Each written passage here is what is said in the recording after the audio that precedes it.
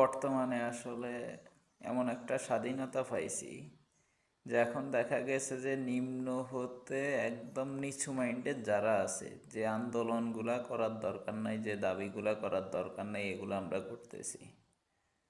আর বর্তমানে তো প্রাইমারি শিক্ষকদের যে হাল ওনারা ধরতেছেন, ওনারা তো আসলে ভবিষ্যৎ প্রজন্মকে কিছু বছর আগে এমন শিক্ষা প্রক্রিয়া করছে যার কারণে অনেক ক্ষতি হয়েছে। আর এখন ওনারা শুরু করছে যে পোলাপানদের পরীক্ষা নিতেছে না।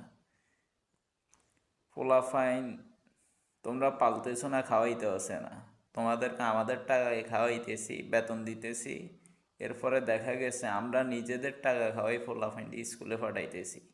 পরীক্ষা না নেওয়ার ক্ষমতা তোমার কে দিয়েছে?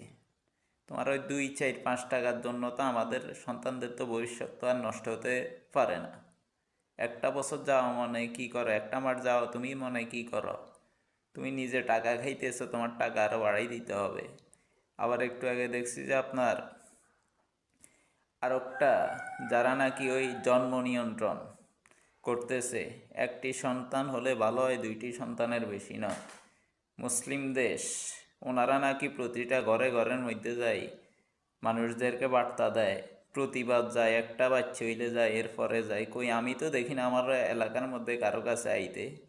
তারা নাকি ঘুরতে ঘুরতে শেষ। এখন তাদেরও কি দাবি নিয়ে তারা আজকে বলতেছে যে পুরা বাংলাদেশে আমাদের সাথে ইনশাল্লাহ সবাই কাজ করবে। কে, কি জন্য ভাই এত দাবির কি জন্য? সরকার মেইন যে কাজগুলো করতেছে, যেসব যেসব সমস্যাগুলো আন্তর্জাতিক লেভেলে যেগুলো সমস্যা সমাধান করতেছে, ওইগুলাতেই খুশি হও না তোমরা? তোমাদের যেটা প্রাপ্য এটা তো পাইবে, এত ব্যাধিস হইছ কেন? আসুক না আর একটা সরকার, এই সরকারের একটু শান্তিতে থাকতে দাও। 17 বছর 16 বছর বা এর আগে আঙুল তো মুখে দিয়েছিল, ওই সময় তাই কথা হবার হয় নাই মুখে দিয়ে।